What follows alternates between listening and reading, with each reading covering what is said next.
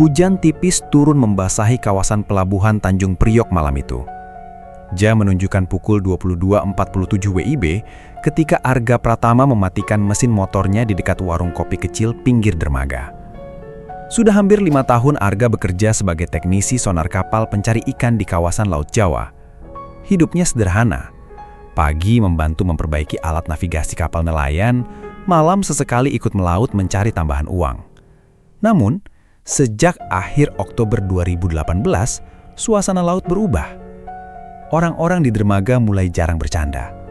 Para nelayan lebih sering diam sambil menatap ombak hitam di kejauhan. Semua bermula sejak tragedi jatuhnya pesawat Lion Air Flight 610 crash. Meski sudah beberapa minggu berlalu, proses pencarian serpihan pesawat masih menyisakan trauma bagi banyak orang. Arga sebenarnya tidak terlalu memikirkan cerita-cerita mistis yang mulai beredar. Sampai malam itu. "Gak, lu jadi ikut narik jaring besok?" tanya Denny, sahabatnya sesama teknisi kapal. Arga mengangguk pelan sambil menyeruput kopi hitamnya. "Iya, kapal Pak Hasan berangkat subuh." Denny tidak langsung menjawab. Tatapannya justru mengarah ke laut gelap di ujung dermaga.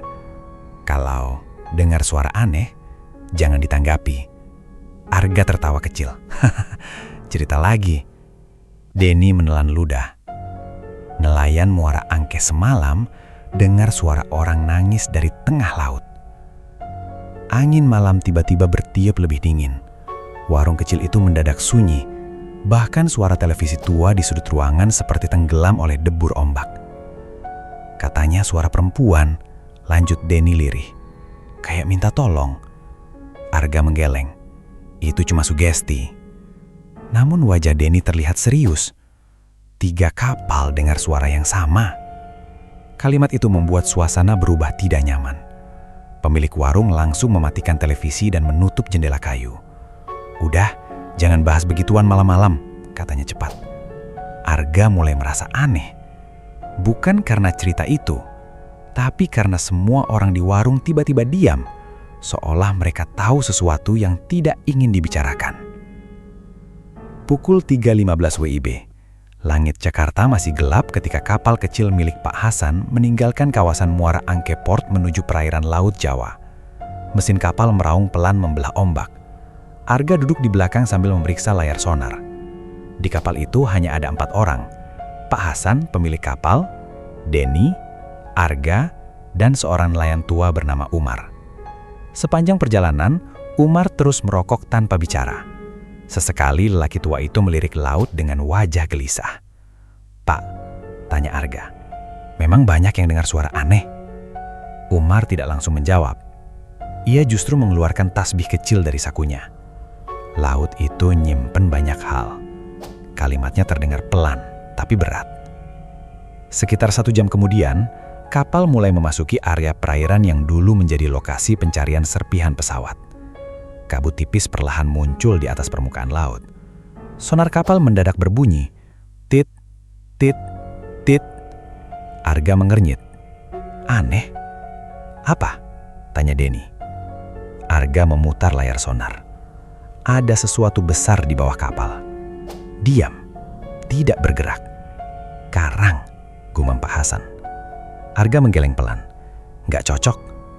Bunyi sonar semakin cepat. Tit, tit, tit, tit. Lalu, brak. Seluruh lampu kapal tiba-tiba padam.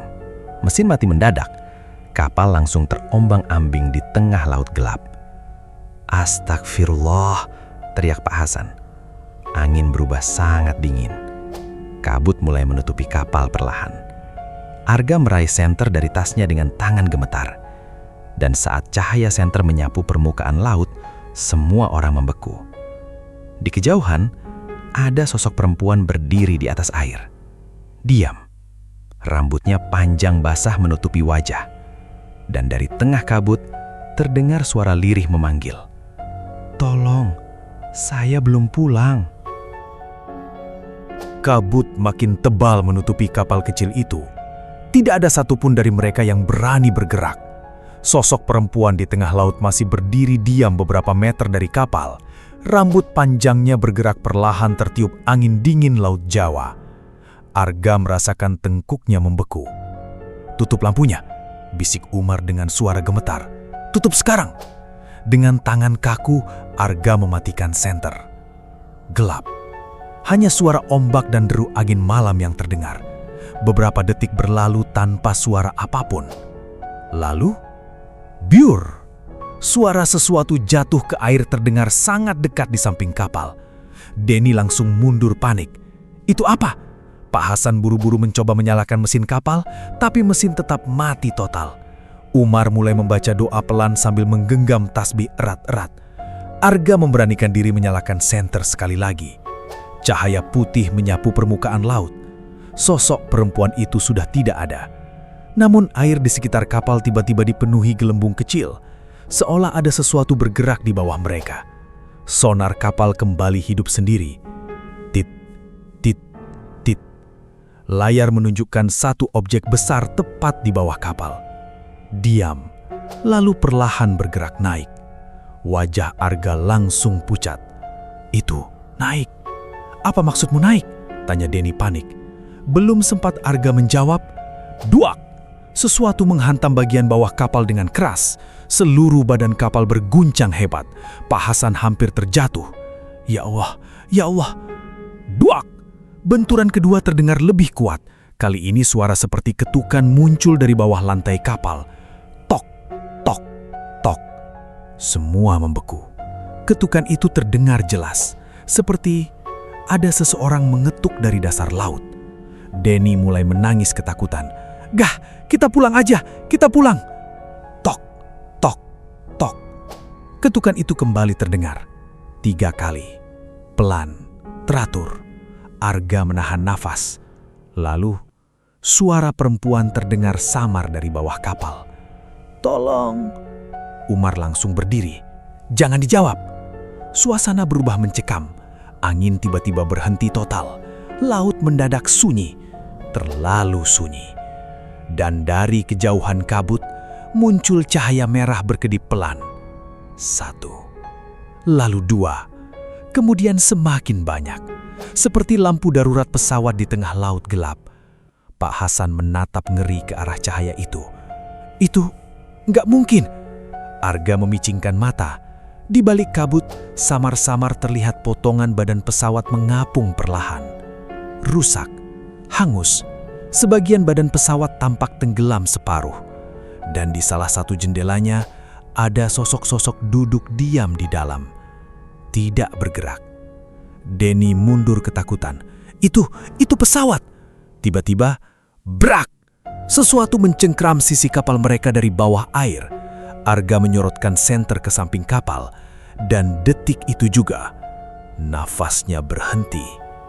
Ada tangan manusia, pucat, basah, dengan kuku hitam panjang, sedang mencengkram badan kapal dari laut gelap di bawah mereka. "Tarik jangkarnya, sekarang!" Pak Hasan berteriak panik sambil mundur menjauh dari sisi kapal. Tangan pucat itu masih mencengkeram badan kapal mereka. Air laut di sekitarnya mulai bergerak tidak wajar, berputar perlahan seperti pusaran kecil. Arga menyorotkan senter dengan tangan gemetar. Kulit tangan itu terlihat membusuk. Potongan kain menempel di pergelangannya, mirip seragam penumpang pesawat. Denny langsung muntah di pinggir kapal. "Ya Allah!" Tiba-tiba, kret! Suara gesekan kuku terdengar dari badan kapal. Tangan itu perlahan bergerak, seperti mencoba memanjat naik. Umar membaca doa semakin keras. "Jangan lihat matanya kalau muncul." Arga menelan ludah. "Matanya siapa?" Belum sempat Umar menjawab, brak! Seluruh kapal terguncang keras. Lampu kapal tiba-tiba menyala kembali. Mesin hidup sendiri. Dan dalam hitungan detik, kabut di sekitar mereka menghilang. Semua langsung menoleh ke arah laut. Pesawat itu sudah tidak ada. Cahaya merah tadi lenyap begitu saja, termasuk tangan pucat di samping kapal. Yang tersisa hanya ombak hitam tenang sejauh mata memandang. Tidak ada siapa-siapa. Pukul 05.42 WIB, kapal akhirnya kembali ke kawasan Muara Angka Port. Namun suasana pelabuhan pagi itu terasa berbeda. Beberapa nelayan muda berkumpul di dermaga sambil membicarakan sesuatu dengan wajah tegang. Begitu melihat kapal Pak Hasan datang, mereka langsung mendekat. "Kalian lihat juga ya?" Pak Hasan terdiam. Seorang nelayan muda bernama Rido langsung bicara pelan.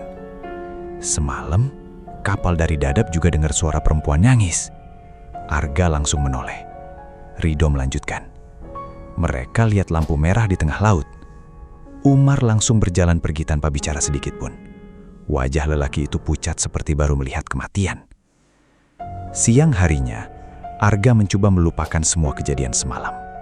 Ia kembali bekerja di bengkel sonar kecil dekat kawasan Sunda Kelapa Harbor.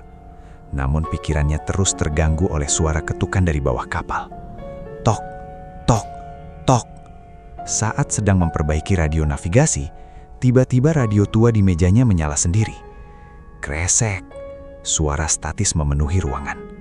Arga mengernyit. Radio itu bahkan tidak tersambung listrik. Lalu samar-samar terdengar suara laki-laki.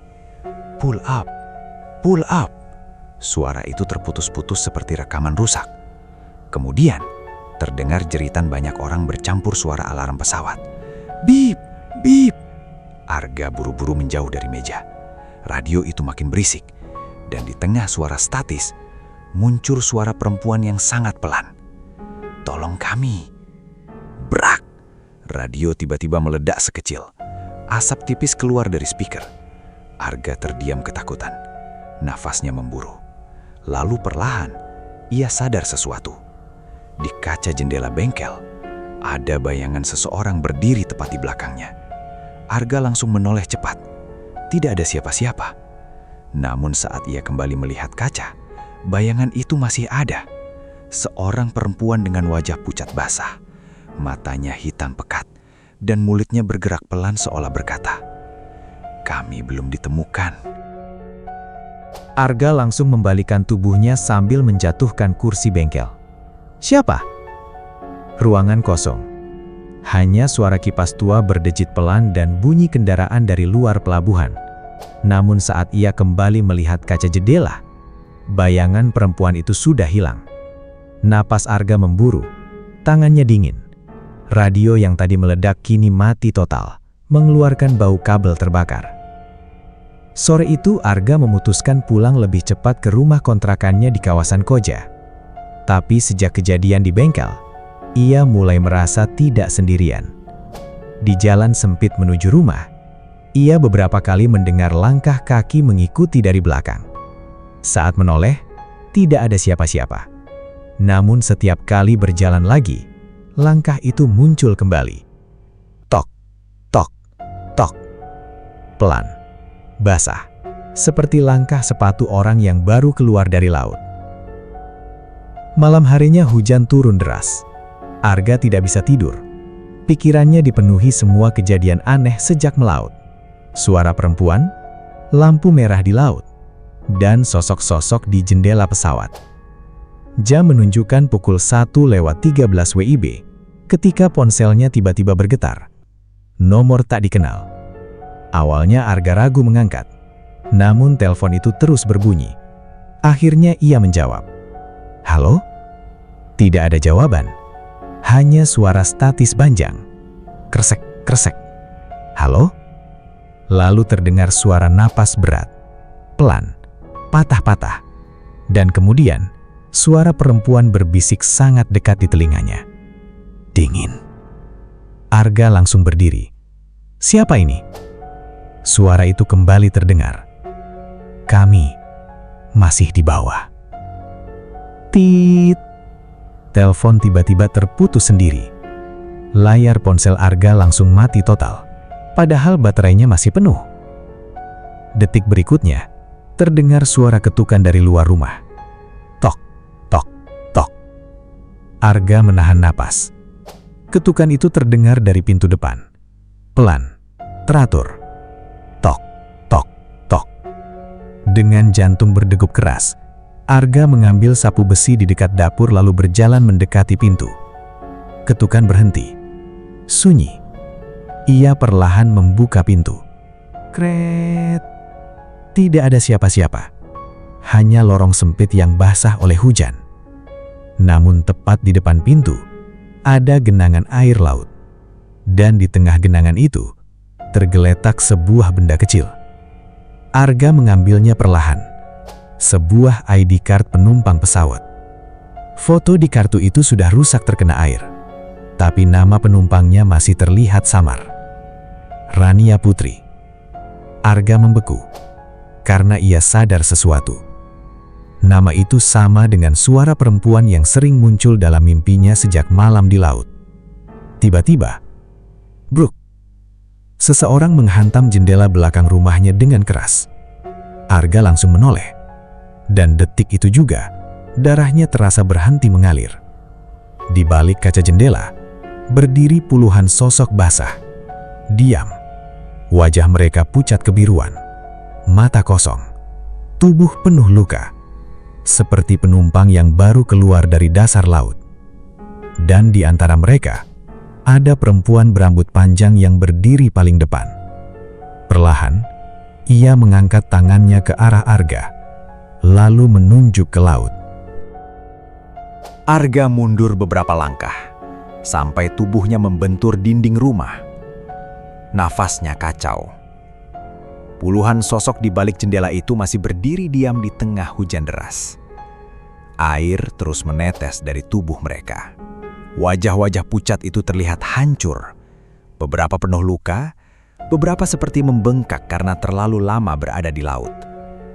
Namun, tidak satu pun dari mereka berkedip. Mereka hanya menatap Arga. Diam, perempuan berambut panjang di depan jendela perlahan membuka mulutnya. Dan suara itu kembali terdengar di kepala Arga. Bukan dari telinga, tapi langsung dari pikirannya. Tolong kami. Brak! Lampu rumah tiba-tiba mati total. Gelap. Arga panik meraba meja mencari senter. Suara air menetes mulai terdengar dari berbagai sudut rumah. Tik, tik, tik. Bersamaan dengan itu, muncul bau asin laut yang sangat menyengat. Saat senter akhirnya menyala, Arga langsung membeku. Lantai rumahnya basah oleh air laut. Genangannya terus bertambah, padahal tidak ada kebocoran. Air itu muncul dari bawah lantai. Dan di antara genangan tersebut, terdapat banyak serpihan kecil. Potongan kain, sabuk kursi pesawat, mainan anak-anak, sepatu, tas, benda-benda yang tampak seperti berasal dari dasar laut. Arga mulai gemetar hebat. Lalu, ia melihat sesuatu mengapung perlahan mendekatinya. Sebuah ponsel rusak. Layarnya retak, namun tiba-tiba menyala sendiri. Video otomatis terbuka. Rekaman itu gelap dan berguncang hebat. Terdengar suara alarm pesawat. Teriakan penumpang. Orang-orang menangis panik. "Pegang anak saya! Ya Allah! Pesawatnya turun!" Nafas Arga tercekak. Rekaman itu seperti diambil beberapa detik sebelum pesawat jatuh. Lalu kamera mendadak menyorot seorang perempuan muda yang duduk sambil menangis. Wajahnya pucat. Rambut panjang basah menempel di pipi. Perempuan itu menatap kamera sambil berkata pelan, "Kalau ada yang menemukan ini..." Video mendadak rusak oleh gangguan statis. Namun beberapa detik kemudian, wajah perempuan itu muncul sangat dekat memenuhi layar. Matanya hitam pekat. Dan ia berbisik, "Tolong pulangkan kami." Buk! Ponsel itu tiba-tiba meledak di tangan Arga. Senter ikut mati. Gelap total. Lalu, terdengar suara langkah kaki memasuki rumahnya. Bluk, bluk, bluk. Suara kaki basah. Banyak. Sangat banyak. Arga tidak berani bergerak. Suara langkah itu perlahan mengelilinginya dalam kegelapan. Dan di antara suara-suara itu, terdengar tangisan kecil seorang anak. "Papa." Tangisan itu membuat bulu kuduk Arga berdiri, karena suara anak kecil itu terdengar sangat dekat, tepat di belakangnya. Dengan tubuh gemetar, Arga membalikkan badan perlahan. Cahaya petir dari luar jendela menyambar sesaat, dan kilatan itu memperlihatkan sesuatu yang membuat Arga hampir menjerit. Seorang anak kecil berdiri di belakangnya. Tubuhnya basah kuyup, kulitnya pucat kebiruan, memakai jaket merah kecil, sama seperti salah satu korban yang fotonya pernah Arga lihat di berita tragedi Lion Air 610 crash. Anak itu perlahan mengangkat tangannya, lalu menunjuk ke arah laut, sambil berkata lirih, "Masih ada yang belum pulang." Hujan masih mengguyur kawasan Jakarta Utara ketika anak kecil itu berdiri mematung di depan Arga. Kilatan petir memperlihatkan wajahnya yang pucat kebiruan. Matanya kosong, namun ada kesedihan besar di sana. Masih ada yang belum pulang. Suara kecil itu menggema pelan di dalam rumah yang gelap. Arga tidak sanggup bergerak. Tubuhnya lemas. Lalu perlahan anak itu kembali menunjuk ke arah laut. Dan dalam hitungan detik, seluruh sosok di dalam rumah menghilang. Air laut di lantai surut perlahan. Bau asin itu lenyap, rumah kembali sunyi, seolah semua tadi tidak pernah terjadi. Namun, satu hal masih tertinggal. ID card bertuliskan nama Rania Putri masih berada di lantai depan Arga. Basah, nyata. Keesokan paginya, Arga mendatangi posko lama pencarian korban di kawasan Tanjung Priok Port. Tempat itu sudah hampir kosong, hanya beberapa relawan dan petugas yang masih membereskan dokumen-dokumen lama. Di sana, Arga bertemu seorang mantan anggota tim penyelam bernama Bram. Wajah pria itu tampak lelah.